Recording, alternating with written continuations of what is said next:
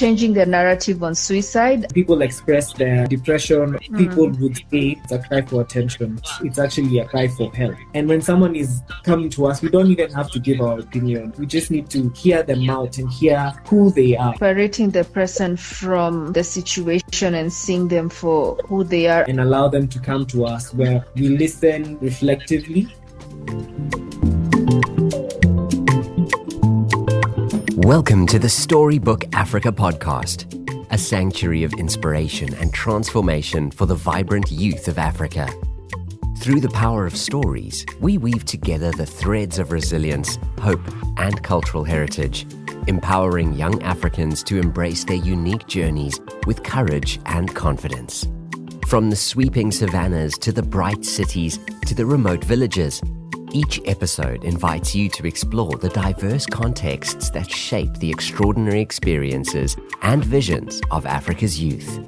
So sit back, relax, and let us transport you through the heart of Africa, where lions roar, drums beat, and beautiful life happens, birthing tales of wisdom that foster healing, growth, and development.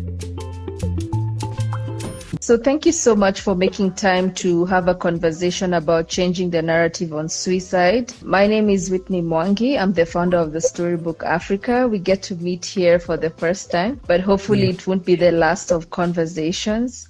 So why don't we start off by you telling us who you are and a little bit about your journey with psychology and into psychotherapy. Leone Chege, as you mentioned, I am 28 years old. I'm a psychologist living and working in Nairobi, Kenya, but we at Sankofa, we work with a number of clients from different regions. And at the beginning of my journey, actually very fitting for this conversation because I started working at a mental health hospital in 2020. And then recently, I joined Sankofa Wellness Africa, which is a mental health organization that offers individual, couple, and family therapy in a safe, client-centered space. And our approaches are very trauma-informed and they're very holistic and they're catered towards our clients. So you're 28 now, so you are in the middle of the impact of COVID-19 and trying to get into your field working in a hospital. That makes you 24 at this time. Yeah, around 23, 24. Okay, wow. So first of all, big ups to you because at this age, to be in the middle of trying to figure yourself out, figure your career out, and then be in the midst of trauma and trying to resolve other people's trauma. It's not the easiest of situations, as I can imagine. But I see now that you did it and you progressed to Sankofa. I guess it's a testament that it can be done and an encouragement to other young people. Yeah, it certainly can be done. It takes a lot of work and it can't be done alone. It can't be done in a vacuum. So you need support from your colleagues, and also as psychologists and therapists, psychotherapists, we need our own therapist as well. So you make sure that all the trauma and all the heart and pain you're helping take away from people doesn't just sit with you. So you're able to now offload. That makes sense. You're able to offload. So looking at the day that we are on, World Suicide Prevention Day, and as we mentioned in the beginning, the theme is changing the narrative on suicide. Yeah. What would you say from your experience, day-to-day experience, are some of the key misconceptions on suicide, particularly in Africa? One, I would say people would say it's an easy way out, that it's cowardice. The one that really, really gets me is when people express their either depression or their thoughts of suicide, people would say that they are crying for attention, that it's a cry for attention, when in fact, it's actually a cry for help. Yeah, and it takes so much strength in being vulnerable to be able to articulate how you're feeling, especially in a continent where, in a lot of countries, if you attempt to die by suicide and it's not successful, you can be penalized for that. For example, in Kenya, you could be jailed for up to 2 years or fined, or both. That's so unfair. You actually remind me of a guest that we had. He's Kenyan, and I think there's a time he was going through a phase where he was processing a lot of his childhood trauma. And we hosted him. He was talking about his experience and how he was processing that. When he began to share that online, people bullied him and said that, he's now trying to chase clout and he's trying to be famous and all that. And I think it's just very unfair and very cold, honestly, as you put it. And it's something that's institutionalized or enshrined in our culture and our societies, even small things around the language of the topic. When we say someone committed suicide, it connotates some intentionality towards it or something that they had a choice in. But when we say death by suicide, we're actually taking this thing that is a huge thing of contention in our countries and our societies, and we're separating it from the person. So we're seeing the person as someone more than just what their last moments were about. Right. I like that. Separating the person from the situation and seeing them for who they are as a whole, as opposed to their last moments. So you talk a lot about the continent and our culture, particularly in Africa. And earlier on, I was looking at the statistics on suicide. And it really shocked me to see that there's almost 100 million people who are, considered clinically depressed in Africa. Yeah. And of that, 66 million of them are women. Yeah. And a significant percentage of this actually leads to suicide. On the part of changing the narrative, what would you say are some of the top signs that someone is at the risk of committing suicide? I think first I would like to tackle the numbers. Most of these studies done are using information that is readily available, readily out there. But also maybe that's something we can get into later on. But yeah, there's several signs of suicide that we can watch out for. It starts by, first of all, defining what suicidal ideation is. Okay. So this is thinking about, considering or planning suicide, but without an attempt. So this is before an attempt is carried out, before any action is taken to get to that point. So before then, mostly when we'll notice these signs and symptoms or recognize that this is possibly the direction this road is going down. And so a lot of that will be things that we also see in people with prolonged depression, as you've mentioned. So social withdrawal, isolating ourselves, changes in appetite, maybe you're eating less or you're eating more, you're binge eating, changes in your sleep patterns, so either oversleeping or sleeping very little. And then we also need to consider how they feel emotionally. There's a lot of helplessness, feelings of loneliness. There's also unbearable emotional pain, because when we talk people who've gotten to that point where either they're contemplating death by suicide or they've had an attempt, they would describe what they were feeling at that time to be unbearable emotional pain. When they're extremely anxious and sad, they're either full of rage, they're agitated, and there's this feeling of being trapped. So you're trapped in a life or you're trapped in a situation and you can't see any way out. And this could be attributed to a number of factors. It could be financial factors, it could be social factors. Maybe you are feeling isolated from your family for various reasons. So there's a lot that goes on emotionally. Sometimes they even report feeling empty and feeling that there's no reason to live. And also fluctuations in mood swings, because when we get to that point where we're depressed, there's a lot of things that change in the brain. So now as we talk about changing the narrative, we're not just talking about suicide as an idea or as an easy way out or as an escape. There's also components to it that are backed by science, that's medically informed. So there's neurochemical imbalances in the brain. So the neurotransmitters, the ones that really affect our mood, our motivation. When someone has been depressed for a prolonged period of time, or at the point where they're contemplating death by suicide, you see that these fluctuate from the normal ranges. We also have changes in brain structure and function.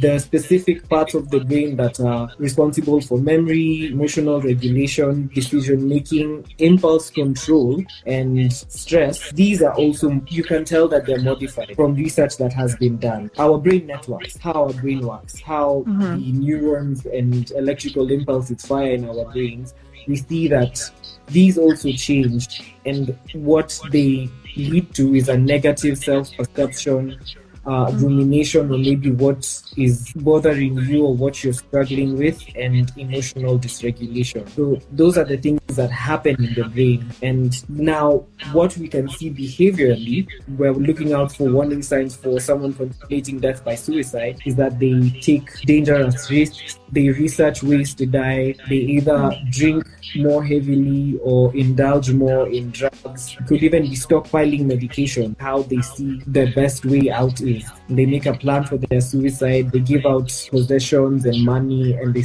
begin to say goodbye to their loved ones and the people in their lives. Thank you so much for this comprehensive outline. As you were speaking, I can almost see one or two signs that maybe have manifested on me in different seasons of my life. Yeah. For example, when I'm stressed, for example, the job I'm in, sometimes it can be very high level stress. And so I wonder, at what point should someone be worried? In your perspective, at what point should someone be worried? Yeah. At what point should the behaviors start to make you question and perhaps interrogate and seek external support? A lot of the times, it's important to consider the context around these things. So when you're stressed in a high-pressure job, the worry will come in when these things, when it's an amalgamation of more than a few of them. So you feel like you're facing all these emotional stresses, behavioral changes, all happening at the same time and maybe for an extended period of time. And it gets you to the point where you're highly demotivated. You are very emotional, crying a lot, crying more than the situation calls for.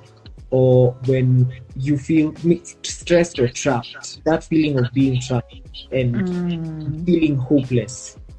Feeling stressed, trapped and hopeless. Yeah. I think that it creates a very wonderful bucket for it. Don't you just love stories? Stories shape how we understand the world, our place in it, and our ability to change it. We are all products of our backgrounds, perceptions, and experiences, which form how we interpret the world. So we all have unique stories to share. You too can inspire the world with your story. The Storybook Africa accepts stories under 3 categories all year round: Young and on Fire, Note to Younger Self, and Dear Diary. You can also join us to transform the lives of youth in Africa by 1. Participating in youth empowerment projects we run, through which we partner with businesses owned by young Africans to host events, run campaigns, or award grants for business expansion. 2. Submitting or buying a digital product from our e-shop, which is a hub of amazing items that can support the community's healing, growth, and development journey crafted by young Africans. Excited to partner with us? Visit our website today for more information: www.thestorybook.whitneymwangi.com. I'm having a conversation with the very renowned Mr. Leone Chege himself from Sankofa Wellness Africa. He's a psychotherapist and he specializes on things like ADHD, anxiety, and more. So he's been talking to us about changing the narrative on suicide. So we are honored to have him on here sharing his knowledge and experience. So Leone, let's talk about the numbers. Yeah. You said that a lot of the data that's available is what is being used to create a narrative on suicide, depression, and mental wellness as a whole. What are your thoughts on this issue? I believe the data that is out there, that is being provided, is very impactful and very helpful. But now where a bit of a challenge would come in is people not reporting their depression and suicidal ideation. And this happens more commonly in vulnerable groups, say members of the LGBTQ community, people who have experienced sexual violence or any form of violence in their childhood. Mm-hmm. It is hard for them to report these things because already they are so ostracized in their small communities. And I think also another important demographic to mention here is men. So 100 million in Africa are reported clinically depressed. And then of that, 60 million are women. And then there's a percentage, I don't remember if it was 10 or 15 of that are actually result to suicide. Yeah. So you see now therein lies a bit of what I would say there's a gap. And it's a gap in men coming forward and reporting, because in as much as more women, 60% of women have reported that they've been clinically depressed or have contemplated death by suicide, we find that the rate of suicide in men is 4 times higher than that in women. So they go for prolonged periods of time without reporting, without discussing anything. And it's the sort of guy you would think was bubbly, he's had his life together, he's always a good time, he's fun to be around, and then suddenly you get the news and everyone is shocked. I can see how, and because I'm in the global health sector, though I focus more on advocacy and less on the clinical aspects, it's very interesting that there's not even enough indicators that can measure mental wellness. There's not enough, and some countries don't even have policies on mental wellness. As you said, for example, suicide is considered a criminal activity in most countries. If you were to look at the aspect of policies and how us as communities can contribute to changing this, where do you think we should start, just out of curiosity? I think there's a lot of work to be done, and there's already various groups in various countries and various parts of the world that are doing that work, but no one knows about it. So I think an important thing would be visibility and education, because a lot of these things we're discussing today, or these statistics, not many people know them, but they exist. They are there. Right. We just need to find a way to increase visibility and education on these issues, because now, as being death by suicide is illegal. However, it's as a result of chemical changes in your brain, external factors, maybe some related to your childhood, some related to your adulthood. I understand that. And you've just touched about how the statistics are not very reflective of what men are going through. I do think that in general, vulnerability, just being open is very shamed in today's society. It's like the stronger you are, the more of a valuable and cool person you are. So what do you see this being the impact on mental wellness and the risk of suicide in our society today?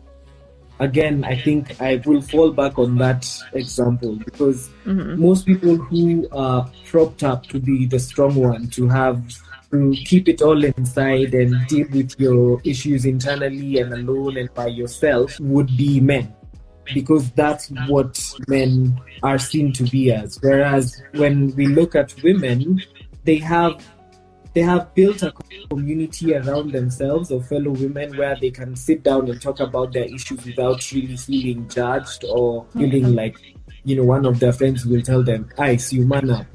Why are you complaining about these things?" And we all go through them. It definitely has an impact in that a lot of mental health issues go unreported, and therefore the suicide rate is higher. It makes it much harder. And I think now for this, the important thing is to reframe how we view strength. Because as anyone who has had a difficult conversation, say with a partner or a family member, or anyone who has tried to set a boundary that they feel has been crossed several times, having that conversation is much harder and takes much more effort, as opposed to keeping quiet about it and just letting the anger fester and build and not really tackling the issue before it becomes something bigger.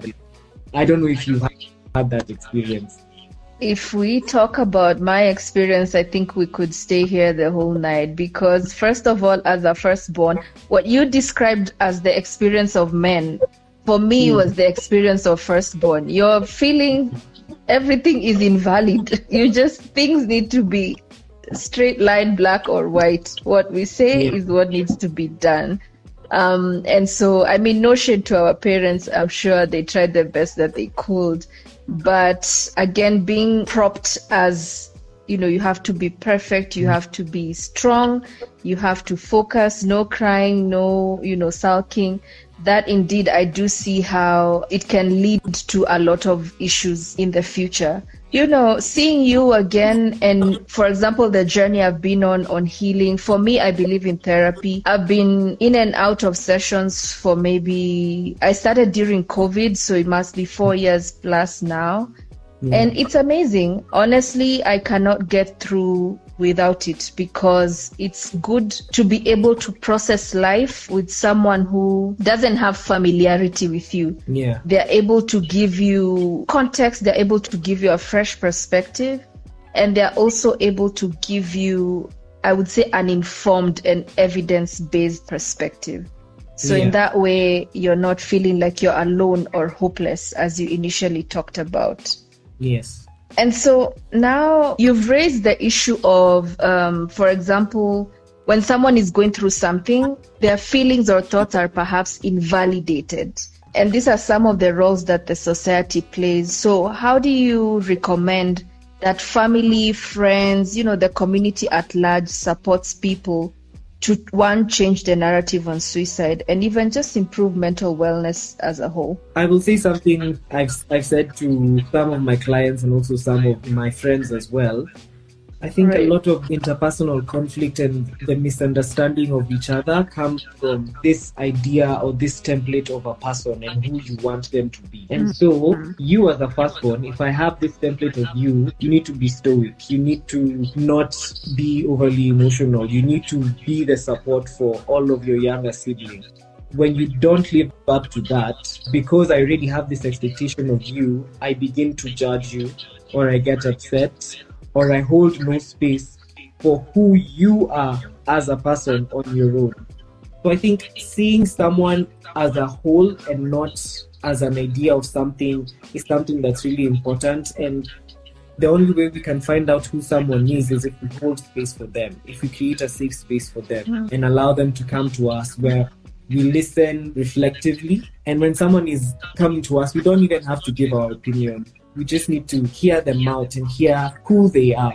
And then maybe if they want an advice or an opinion, we can share that. A lot of it comes from active listening and showing empathy and really trying to understand where this person is coming from. And understanding that everyone is different. Just because I would be stressed by, say, for example, someone with social anxiety cannot handle leaving the house more than maybe once or 2 times a week, and that drains the social bar, as opposed to someone who is maybe type A and they're very bubbly, very personable, they like interacting with other people. So you see, it would be hard for you to understand me if you're looking at me through your lens. But if you're able to see me as the person I am and hold space for me, then we're able to understand each other in a bigger sense of the word. And then I think also not showing judgment is an important thing, because as we've said, there's a lot of stigma around suicide and mental health, and that stigma stems from judgment, either perceived judgment or real judgment, systemic judgment or judgment from your friends or your peers. So if we're able to put that aside for the people in our lives, then they can open themselves up to us, and that in turn gives us an avenue to open ourselves up to them. Because it's very easy to reflect something that you've seen works for you. There's really a lot I could relate to from what you just said. And it sort of reminds me of my own journey, because when I began, just trying to heal and process areas of my life that needed improvement, I realized that it was easier for me to not judge people in areas where I had given myself grace. So, for example, if I was going through something and instead of saying you should be showing up in this way, I took time to ask myself, what season am I in? What phase am I in? And how come I'm showing up this way? What does this tell me about me? Yeah. And meet myself where I am. It made it easier for me to do the same to others. And in that way, I learned myself and I also learned others. So it's interesting how once I opened myself up to this process, I was able to relate differently with people. Thank you for that perspective on just changing how we view strength and trying to come out of these templates that we've, drawn so beautifully for ourselves or have been drawn for us. And we've decided to sit within that template. I think it's the new wealth, it's the new liberty. Yeah. And I think a lot of the times the people who are hardest on themselves are equally hard on other people, because you can have a template for someone else, but you can also take society's template for yourself. Right. And so if you have a hard time living up to that, then you have an even harder time showing people grace when they don't live up to however you expect them to be or present in the world.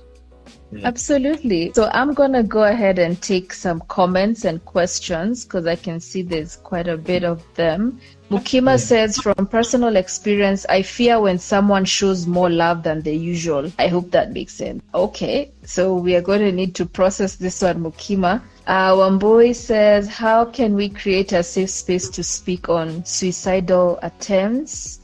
It goes back to showing grace and understanding that in as much as it appears as a choice, sometimes people feel they have no choice, that this is the only way out. And showing them grace, as I mentioned earlier, separating the suicide attempt from the person. So just because this person attempted death by suicide does not mean this is all they are, or this is wholesome of who they are as a person. So being able to understand the person for who they are and see their journey and how they got there is, I think, a good step. And then also spaces like this where you and I can speak, and maybe having spaces like this is also important. There's also group therapy, there's support groups that are out there. So I think it's just knowing where to find these safe spaces, the ones that already exist and the ones that we can create for ourselves. As we mentioned, leading with vulnerability is also something that we can do. If the statistics are anything to go by, there are a lot of people who either have thought about it or attempted it, and because they feel so alone and they feel too scared to admit it, they're not talking about it. But if we're able to lead with vulnerability, then that vulnerability more often than not will be shown back to us. I like that. So leading with vulnerability. One thing that you've talked about, Leon, on the live is that most people either meet those kinds of conversation with anger, or they shun the people away, saying that they're seeking attention. I mean, just building off the conversation. So Muthoni says, as a mediator child, I relate to that as well. The need to be perfect and strong, which are some of the things we're breaking here. King again says, and teaching and relearning what strength is could indeed begin to address men's relationship with mental health problems. Mutheu, that's very profound, and learning the templates we have for each other. Thank you for this informative information. How can loved ones who have lost their loved ones through suicide navigate that journey? That is also quite a very huge part of this conversation, and I'm grateful to Mutheu for bringing it up. Because if we think about it statistically, if we look at the numbers, more often than not, we'll find that each one of us has been affected by suicide in one way or another. Either we've contemplated it, or we've attempted it, or we've known a loved one who's attempted, contemplated, or has died by suicide. So with that, there's a lot of feelings of guilt and shame, especially if you attempted and were unsuccessful and now need to rebuild your life again. For the loved one, it gets a bit more complicated because again, now we can bring in the 5 stages of grief, and they rattle off with denial, anger, bargaining, depression, and acceptance. So there's a whole range of emotions and experiences we can go through when dealing with the death of a loved one by suicide. And I think the important thing is to allow ourselves fully grieving human being even in that situation. So if you do feel angry, it's okay to feel angry, it's okay to feel upset. There's people who feel abandoned. It's just allowing yourself to feel those feelings and not carrying the guilt with you from the negative emotions you might get from that, even towards the person who's lost, because that is a natural part of the grieving process.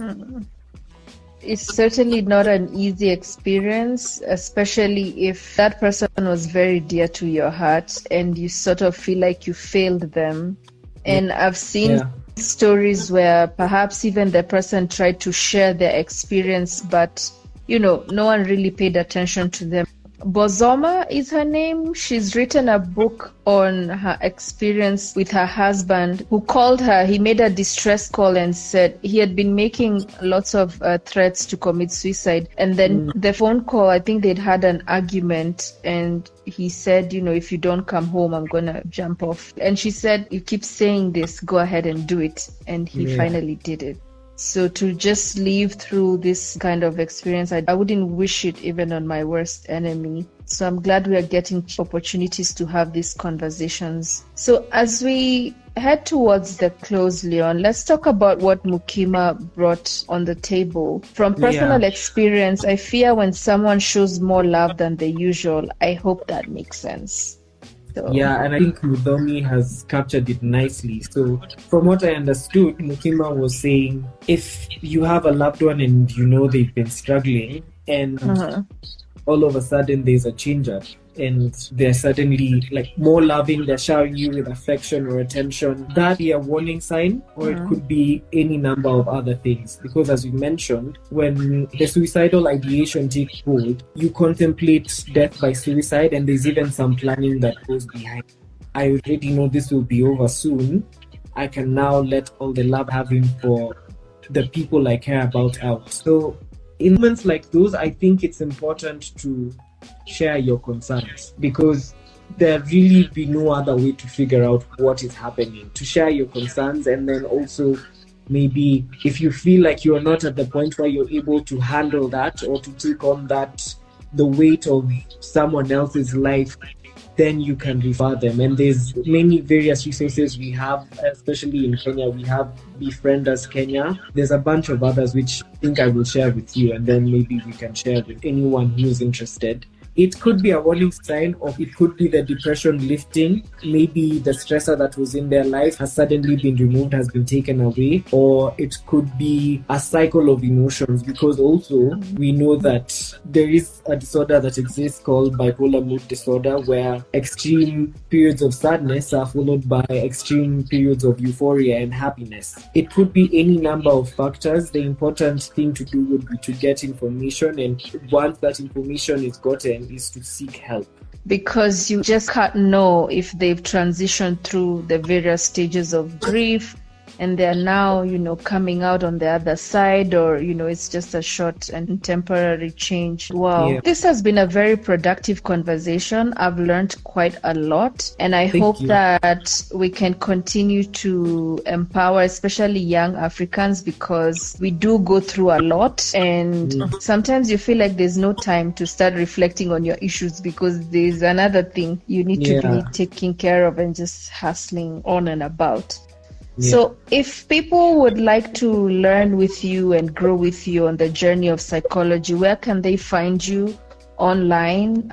You as Leon, and also as Sankofa Wellness. Yes, so on Instagram, I think mostly through Instagram, it's Sankofa would be Sankofa_wellness, and my Instagram is at Leone Chege. All right. So guys, please go on ahead and follow Leon and on Sankofa Wellness. Sorry, if there are questions you are not open to asking on here, please go ahead and side chat him. I'm sure he'll be more than open to have that conversation. If there are things you feel like we did not tackle, at the Storybook Africa, our main business is the healing, growth, and development of youth in Africa. So go on into our DMs and share your ideas with us, and let's see how we can best contribute to your healing, growth, and development.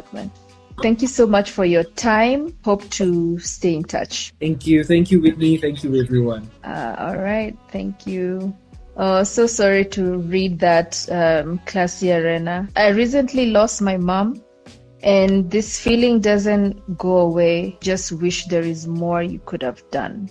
And just what Leon talked about, giving yourself the permission to go through that process of grief, trusting that you will reach the acceptance stage where you just know, you're grateful that you had the opportunity to do as much as you could when they were there, and then just taking it on from there. I'm sending you lots of love and hugs and courage and strength, and I hope you keep people around you who who can support you and help you navigate through this very difficult time. No isolation, guys. As we've heard from Leone, isolation is not the way to go. No isolation. And I hope we can all find, good people that we can trust in moments of vulnerability so that we can continue to soldier on. And thank you so much for giving us your time. Do follow us and stay tuned for more podcast episodes. All right? So that's our story. What's yours? Be sure to connect with us on social media at The Storybook Africa on Facebook, LinkedIn, and YouTube, or at TheStorybook_AF on Instagram and X. Subscribe to the Storybook Africa podcast today on Spotify and Apple Podcasts. Until we meet again, keep writing your own story, and may it be a testament to your limitless potential. Hakuna Matata for now, and remember, your story matters.